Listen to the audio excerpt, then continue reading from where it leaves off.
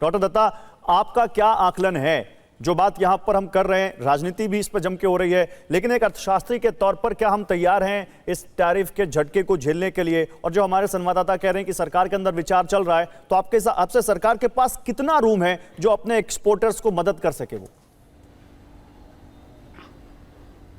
हाँ, मैं यही कहना चाहती हूँ दो चीज़।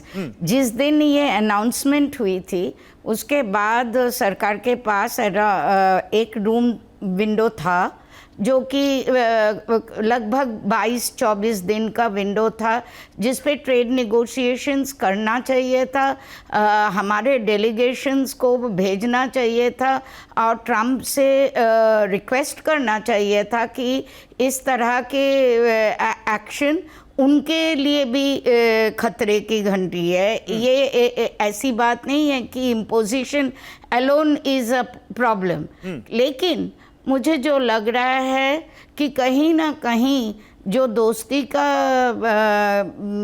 दर्जा था वो तो अब रहा नहीं, क्योंकि वो 28 तारीख भी आ गया, 27 तारीख भी आ गया।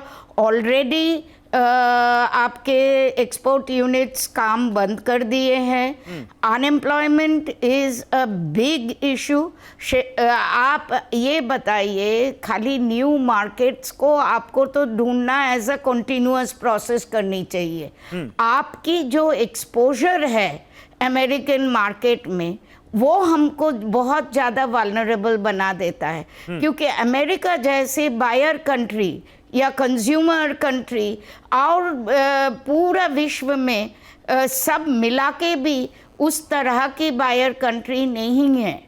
और मैं पहले भी बहुत सारे इवेंट्स में ये कह चुकी हूँ कि इंडिया का आज के तारीख में अपना ये एशियन ब्लॉक के साथ जब तक एक नेगोशिएशन नहीं हो, जैसे चाइना के साथ सिंपली दोस्ती का हाथ बढ़ाना नहीं है, आपको चाइना को एज अ वॉल यूज करना पड़ेगा against this kind of China को कितना आप वॉल की तरह यूज करेंगे? मुझे जो लग रहा है या आपके लिए ऑब्स्टेकल है मैम, ये भी तो देखना है। मैम आ रहा हूं आपके पास। आपने एक बात कही थी कि ये चाइना नहीं ऑब्स्टेकल अगर आप मैम आ रहा हूं, आप अपनी बात पूरी करिएगा, लेकिन आपने एक बात कही थी अभी आपने एक बात कही थी कि कैसे ये उनके लिए भी खतरा हो सकता है। तो मैं एक एसबीआई की रिपोर्ट दिखाना चाहता हूं जिसको गोल्डमैन सैक्स ने भी काइंड ऑफ बैक किया है। दिखाइए पीसीआर। एसबीआई की रिपोर्ट ये कहती है कि इस टैरिफ की वजह से अमेरिका में भी नुकसान होगा,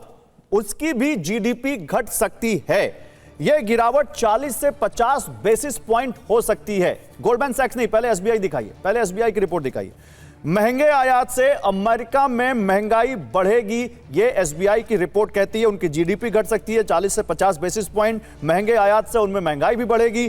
टैरिफ से डॉलर भी कमजोर होगा। इनपुट लागत बढ़ने और डॉलर के कमजोर होने से अमेरिका में महंगाई बढ़ेगी। इलेक्ट्रॉनिक्स, गाड़ियां, फ्रिज, वॉशिंग मशीन जैसे सामान महंगे होंगे। अमेरिका में महंगाई 2026 तक फेडरल रिजर्व के लक्ष्य से ऊपर जाएगी जो कि 2% है। और इसी को बैक करते हुए गोल्डमैन सैक्स ने कहा है कि अमेरिका पर टैरिफ का असर शुरू हो चुका है। बैक करते हुए मतलब उनकी भी टोन ऐसी ही है। वो कह रहे हैं अमेरिका में महंगाई बढ़नी शुरू हो चुकी है, ट्रेजरी मार्केट में अनिश्चितता बढ़ी है। गोल्डमैन सैक्स का ग्राफिक्स दिखाइए। और अमेरिका में आगे अभी और महंगाई बढ़ेगी, ये गोल्डमैन सैक्स का दावा है। गोल्डमैन सैक्स बहुत बड़ी ग्लोबल रेटिंग एजेंसी है।